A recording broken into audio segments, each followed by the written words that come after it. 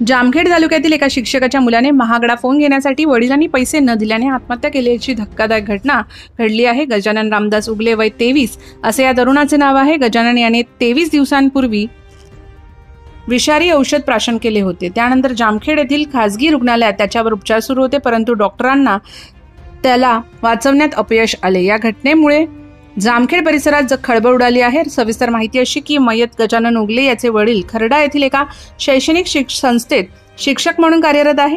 23 दिवसांपूर्वी गजाननने वडिलांकडे महागडा फोन घेण्यासाठी पैसे मागितले होते, परंतु वडिलांनी पैसे न दिल्याच्या रागातून त्याने विषारी औषध प्राशन केले होते। यानंतर त्याला जामखेड येथील खासगी रुग्णालयात उपचारासाठी दाखल केले होते। त्याची प्रकृती हळूहळू सुधारणा होत होती। 2 दिवसानंतर त्याला घरी सोडण्यात येणार होते, मात्र शनिवारी सायंकाळी त्याचा मृत्यू झाला। या प्रकरणी जामखेड पोलीस स्टेशनमध्ये अकस्मात मृत्यूची नोंद करण्यात आली आहे।